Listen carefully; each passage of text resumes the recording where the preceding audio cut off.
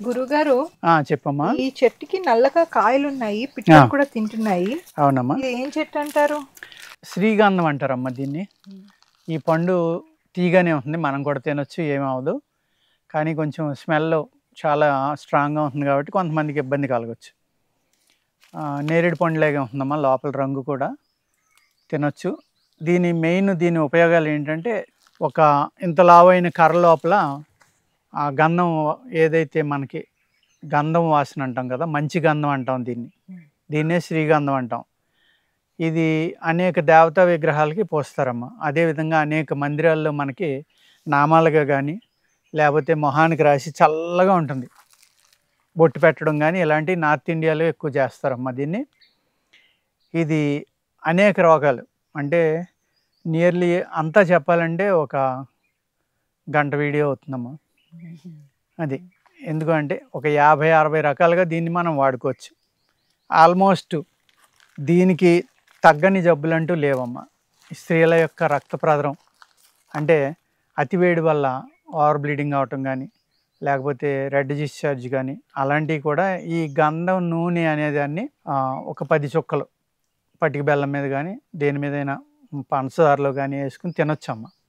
కానీ ఆ స్మెల్ నోరు వదలదు తొందరగా. కానీ పూర్వం చాలా బాగా వాడేవారు దీన్ని. ఇది మనం ఒంటికి రాసుకోవడం వల్ల దీని యొక్క స్మెల్ వల్ల ఏ బ్యాక్టీరియా అయినా సరే, క్రిమి, వైరస్, ఇప్పుడు సపోజు మనకి కరోనా వచ్చిందమ్మా, ఎన్నో రకాలుగా ఇబ్బంది పడ్డాం మనం. ఆ టైంలో ఈ గంధం ఒంటికి కనుక రాసుకుంటే, అదేవిధంగా ఒక క్లాత్కి కానీ దేనికైనా రాసి ఆ గంధం నూనె కూడా మనం మెయిన్ ఎంట్రన్స్ డోర్ దగ్గర ఒక 5-6 గుడ్డలు గంధం రాసి పెట్టుకుంటే ఆ వైరస్ అనేది ఇంక ఇంట్లోకి రాదమ్మా. ఇది రాసుకోవడం వల్ల మీ యొక్క బాడీ యొక్క వాసన ఏదైతే ఉందో, చెమట వాసన కానీ ఇంకోటి కానీ అది రాకుండా చేస్తుంది. అన్నిటికంటే ముఖ్యంగా ఏంటంటే మీ శరీరం మీద ఇంక ఫంగల్ కానీ వైరస్ కానీ ఏది కూడా మీ శరీరం దగ్గరికి రానివ్వదమ్మా. అదేవిధంగా ఈ స్మెల్కి ఈ భూత ప్రేత పిశాచాలు అంటారు కదా, ఈ గాలి పట్టుకుంది అంటారు. ఈ గంధం గాలి వాటికి కూడా ఇష్టం ఉండదు, అవి కూడా భయపడి దూరంగా పారిపోతాయని కూడా చెప్తారమ్మా. ఇది వీర్య వృద్ధికి, శరీర బలానికి, మేహవ్యాధుల మీద అంటే యూరినరీ ఆర్గాన్స్ మీద, యూరినరీ ప్రాబ్లమ్స్ మీద, అతివేడి తగ్గించడానికి. అంటే ఇప్పుడు పొట్టలో విపరీతమైన మంట ఉందండి, మీకు అతివేడి ఉంది, గంధం పట్టేయండి పొట్ట పైన, వెంటనే తగ్గుతుంది. ఇలాగా ఒళ్ళు పేలిపోతుంది. ఈ సమ్మర్ ఉంది కదమ్మా, మీరు ఈ గంధం పౌడర్ తీసుకుని, వరిపిండి తీసుకుని, వరిపిండిని ఎంత స్మూత్గా ఉండాలంటే పౌడర్ అంత స్మూత్గా నూరుకోవాలి. ఇది అది 25% ఇది, 75% అది కానీ, ఇది అది చెరిసగం కానీ కలుపుకుని మీరు ఈ ఒళ్ళు పగిలిపోయింది, పేలిపోయింది అంటారు కదా అతి చెమట వల్ల వేసవికాలంలో, దీనిని మనం శరీరం మీద అంతా రాసుకుంటే స్నానం చేసిన వెంటనే మంచి సువాసన ఉంది. అదేవిధంగా ఈ పేలిపోవడం, పొక్కులు రావడం, దద్దులు రావడం, తట్టు కింద ఊడిపోతుంది, చాలామందికి విపరీతంగా మండుతుంది.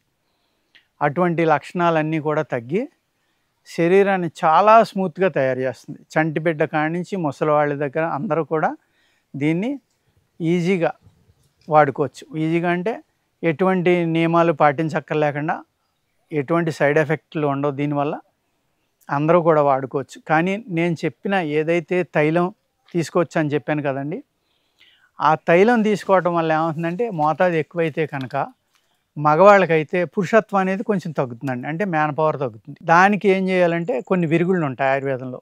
ఆ విరుగుడు అనేది మనం వాడుకుంటే ఏదైతే ఆ సైడ్ ఎఫెక్ట్ ఉందో దాన్ని తగ్గించుకోవడానికి అవకాశం ఉందండి. అదేవిధంగా దీంతో చందనాది చూర్ణం, చందనాది తైలం అని కూడా తయారు చేస్తారండి.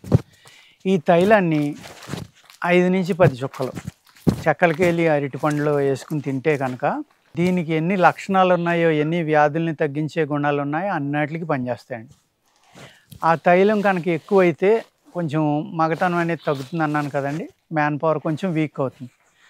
దాని నుంచి మనం కాపాడుకోవాలంటే కొద్దిగా తేనె కానీ, పటిక పంచదార కానీ కలుపుకుంటే అప్పుడు ఆ సైడ్ ఎఫెక్ట్ అనేది తగ్గిపోయి ఇది మనకు అమృతంగా ఉపయోగపడి, మెయిన్ ఇక్కడ మనం చెప్పుకోవాల్సింది ఏంటంటేనండి, చెడు గాలి, చెడు వాసన ఈ రెండాటిని నిర్మూలించడంలో ఈ చందనం, శ్రీగంధం అనే చెట్టు యొక్క లోపల ఏదైతే కర్ర ఉందో ఆ కర్ర యొక్క గంధం కానీ, చూర్ణం కానీ, ఆయిల్ కానీ చాలా బాగా పనిచేస్తుందండి. కాబట్టి ఈ శ్రీగంధం గురించి మన ప్రేక్షకులందరూ తెలుసుకుని జాగ్రత్తగా దీన్ని వాడుకుని మీకు అనేక రకాలు దగ్గర దగ్గర చెప్పాను కదండి 50-60 రకాలుగా ఉపయోగపడుతుంది. మీరు ఆయుర్వేద బుక్స్లో చూస్తే ఏ విధంగా చేసుకోవాలనేది కూడా ఉంటుంది. చాలా మంచి విషయాలు చెప్పారు గురువుగారు. ఈ చెట్టు ఇంచుమించు అందరికీ దొరుకుతుంది గంధం. అవునమ్మా. సమ్మర్ లో బాగా, వేసవకాలంలో బాగా ఉపయోగం. పిల్లలకి పేలిపోతా ఉంటుంది. అవును. రోజు గంధం రాసుకుంటే మనకి కూడా మంచి స్మెల్ వస్తుంది. అవునమ్మా.